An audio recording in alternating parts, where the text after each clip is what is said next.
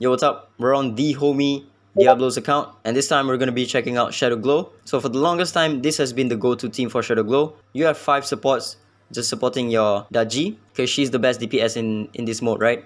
But R6 Yamato actually makes the run way harder. So instead I tried to run a JJ and I got a really good score. He has an R6 JJ, but I don't think you need it. I'm showcasing his JJ because he's level 70 and also D6. In the run, JJ will only go into demon mode once. So you pretty much only need him to be at R0. But R5 does help with the tankiness because he does need it a little bit. He's going to be on the Thunder set and Fiery. The rest of the sets are going to be the same. You're going to be running Yujing on the fast set, same as Zihi. And Xuanpin will actually be on the Astral set because you need to proc an Astral to cast her S3 before 1 turn before the multiplier phase. Rushang will be on the Harmony set. And I've made his Ggez more damage, a little bit lower speed, and also not 100% crit rate, unfortunately. Same with his JJ as well, I couldn't get the crit rate to hit 100%. So with this team, it's better to have your Ggez at level 70 instead of your JJ. But with the buff version of JJ, his passive now does 100% of attack that ignores 100% defense, as opposed to previously it's only 70%, right?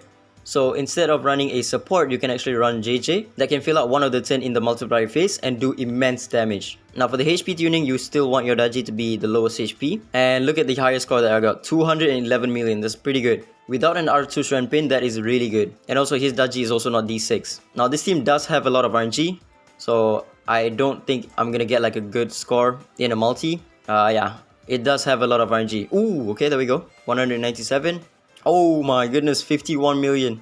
Ooh, there we go. 215 million. Not bad. But yeah, this team has a lot of RNG, like I mentioned. You need to get the Chariot buff on your Ggez, otherwise you lose like 40 to 50 million damage just like that. And without an R2 Xuanpin, if your Xuanpin uses the S2 onto your Ggez is gonna get stunned, which is not good. Because if she's stunned, she's not gonna counter attack the boss, and you lose like 100 million score just like that. And you also need to proc Astral to make sure that you can get the Chariot buff or Avatara on your Xuanpin and then pull Ggez to attack with her S1.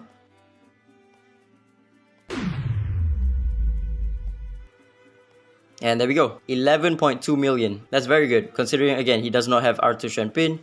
His Ggez is not D6 as well. And JJ did 27 million because when he attacks in the demon form, he did like 1.4 million during the multiplier phase. Alright, so I got 130 million average on the first multi. With my own account, I managed to get 145 million with the first multi as well. And my JJ is only R1. And I'm using HP piece on him. He's doing a lot less damage, but it's good enough. But again, the main carry of the team is still going to be Ggez. So building your Ggez right is going to be key. JJ is mostly here for secondary DPS. So far, it's not really 100% replacement for Yamato. I think Yamato is still slightly better, but this team is a lot easier to run. Alright, I'm going to show you the run one more time. So you need to HP tune your supports to die at specific timing. Your Zihi needs to go into the Stone Steady on the second attack of the boss. Yujing needs to die on this hit right here. Okay, she's going to die. Boom. And then your JJ is going to go into Demon mode. And then next turn, or next boss turn, your Zihi should die, because then you can counter attack the boss with Ggez S3 and do like 3 million damage. And you also get another stack of Zihi's buff stacking. This team is a lot easier to HP tune because when you run the R6 Yamato team, he needs to have higher HP than your Ggez, but not too high HP to the point where he cannot die, right? If he cannot die, then your team is going to score ridiculously low. But with this team, you don't really need to care about JJ's HP. You can be as tanky as you want. As long as you can go into demon mode in the multiplier phase, you're good to go.